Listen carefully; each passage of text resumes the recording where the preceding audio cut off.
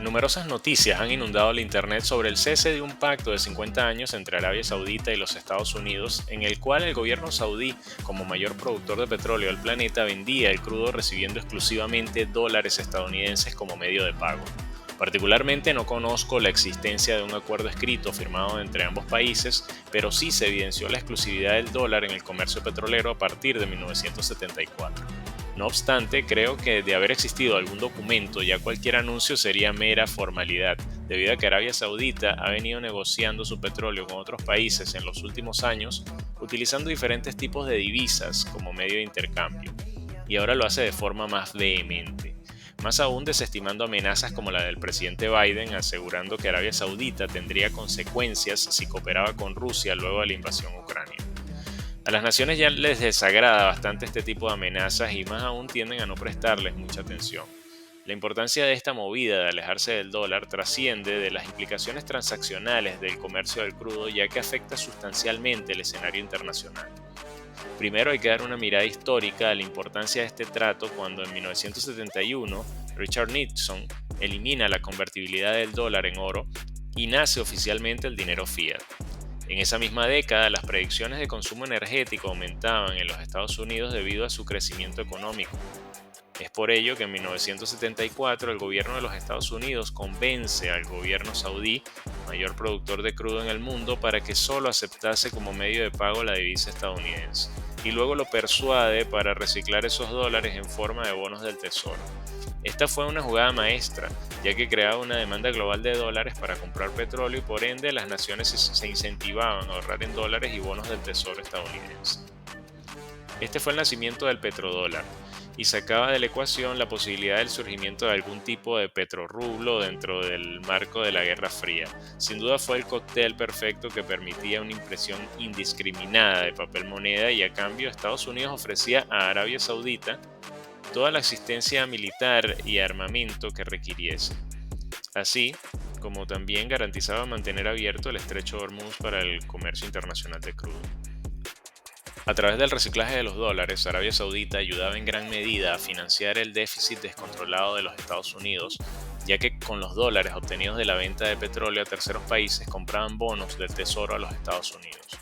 El efecto dominó permeó hacia otros mercados y se estableció como norma de facto la negociación en dólares de distintas materias primas.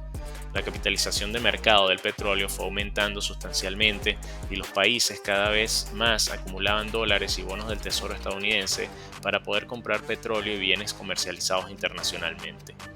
Un efecto particular de la política del petrodólar es que las naciones productoras que quisieron abrirse y salir de este esquema a efectos de recibir pagos en euros o en oro terminaron siendo enemigos de los Estados Unidos y sus mandatarios asesinados, como fue el caso de Saddam Hussein y al-Gaddafi.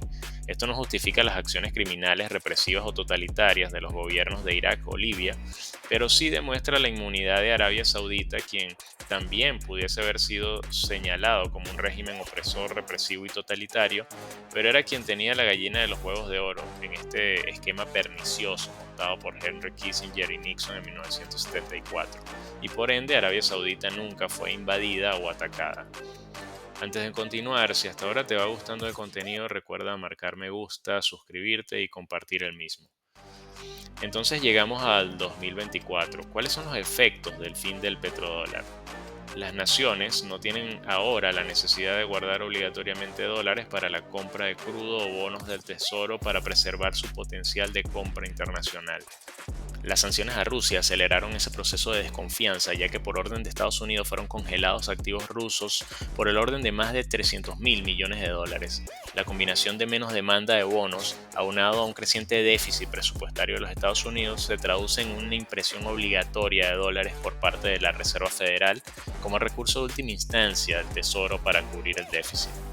En este sentido, destacan acciones evidentes como las de China, que continúa deshaciéndose paulatinamente de los bonos estadounidenses y utilizando su superávit comercial para comprar e invertir en infraestructura alrededor del mundo, como la iniciativa de la Franja y la Ruta.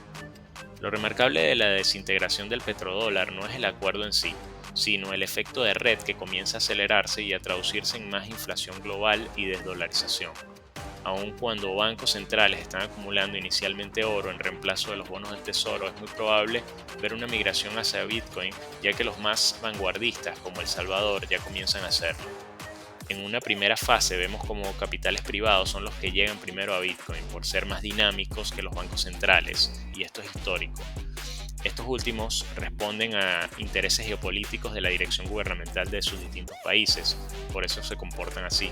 La exposición a Bitcoin pareciese ser inevitable por los distintos actores de la escena internacional.